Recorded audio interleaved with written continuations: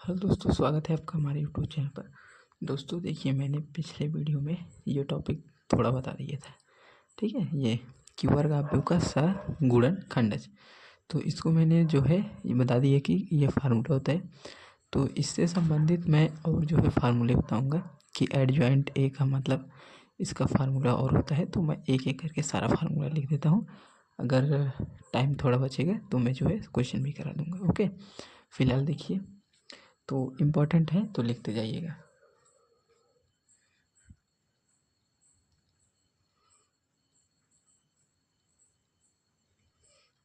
देखिए, सबसे पहला फार्मूला हमारा क्या होगा, एक सेकेंड।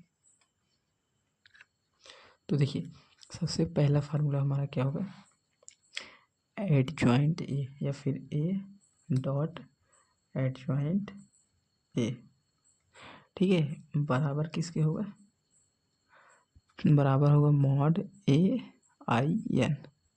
इस आई एन का मतलब होता है कि आइडेंटिटी मैट्रिक्स। ओके, तो इसमें से जो होता है तो इसको आप इसके साथ में मल्टीप्लाई करेंगे और ये बराबर होता है एडजॉइंट ए और डॉट प्रोडक्ट ए। ओके, तो ये फार्मूला हमारा हो गया फर्स्ट।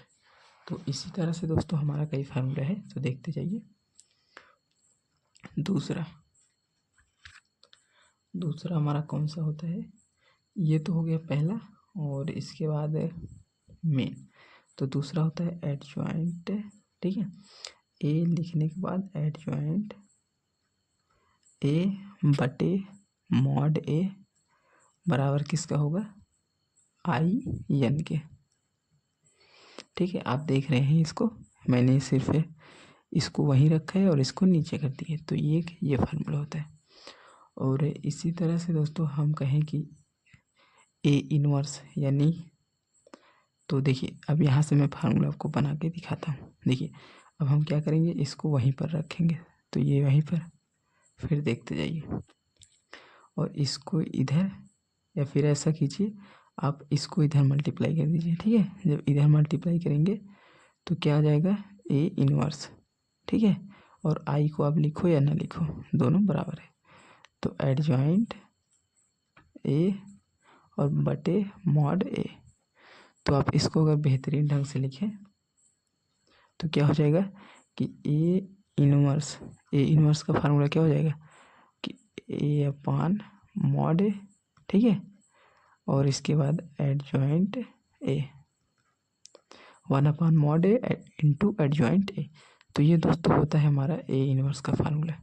और अब कहेंगे एडजॉइंट ए क्या होता है, तो एडजॉइंट ए होता है हमारा कोफैक्टर आई जे का ट्रांसपोज। ओके, तो ये हमारा होता है एडजॉइंट ए। तो आप इसकी मदद से सॉल्व करेंगे। अब और इम्पोर्टेंट टॉपिक देखिए सबसे इम्पोर्टेंट होता है व्युत्क्रमणीय आव्यूह। ओके, व्युत्क्रमणीय। ठीक है, ध्यान से देखिएगा।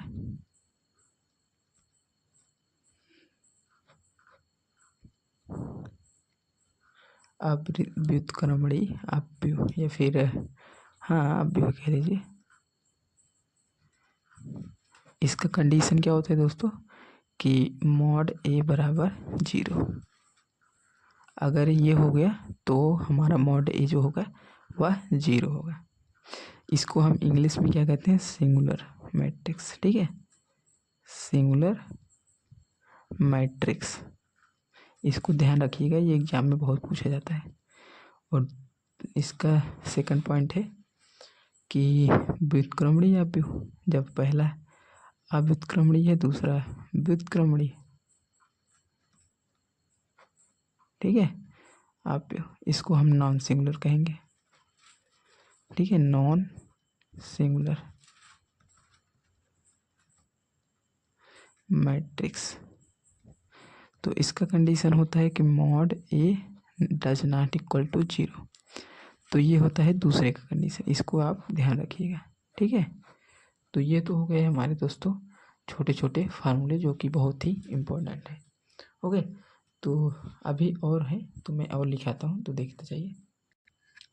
तो देखिए कुछ प्रमेय है जिसको प्रूव किया जाता है, या फिर कह लीजिए आप फार्मूले ही हैं, आप इसको डायरेक्ट याद रखिए। देखिए मैं लिखता हूँ मॉड एडजॉइंट ए, यानी मॉड के अंदर है, और यहाँ से फार्मूला हो जाएगा ये, इसको याद रखिएगा। और अगला देखिए, अगला फार्मूला एडजॉइंट ए बी, और फार्मूला क्या हो जाएगा adjoint B dot product adjoint A. ठीक है, तो ये हमारा फार्मूला है।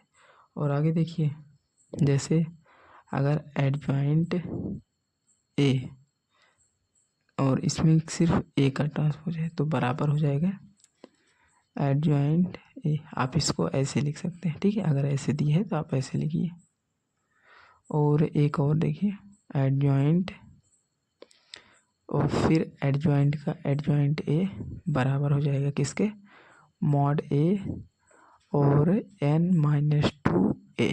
ठीक है, तो n-2 और a, तो ये हो जाएगा इसके बराबर। अब देखिए आगे देखते जाइए दोस्तों, ये इंपॉर्टेंट फार्मूले हैं, हमेशा ऑप्शनल में पूछे जाते हैं। और इसके बाद a इनवर्स a, और फिर a इनवर्स या फिर a बराबर i। चाहे आप इसका इसमें मल्टीप्लाई कीजिए, इसका इसमें, हमेशा in आएगा। तो अब सोच रहे होंगे कि in क्या है, तो in 1 0 0 0 1 0 0 0 1, ये होता है in। ओके, तो इसी तरह से और भी फार्मूले होते हैं। तो देखिए ये तो इतना हो गया, इसके बाद और हाँ एक और होता है रिवर्सल रूल, जिसको व्युत्क्रमणीय वर्ग का भी मतलब नियम कहा जाता है। देखिए रिवर्सल रूल, इसमें क्या होता है कि जैसे देखिए ए बी का होल इनवर्स, ये बराबर हो जाएगा बी इनवर्स 1 के और ए इनवर्स 1 के। ठीक है, यानी ए बी का होल इनवर्स बराबर होगा बी इनवर्स ए इनवर्स के। ठीक है, इसको याद रखिएगा,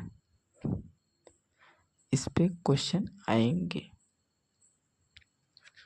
तो दोस्तों इतना मतलब लगभग सारे फार्मूले हो गए हैं, जो भी बचा होगा मैं खोज के लिखा दूंगा, तो आप ध्यान से कीजिएगा। बाकी आई होप समझ में आया होगा, वीडियो पसंद आया होगा, कोई डाउट हो तो कमेंट कीजिएगा।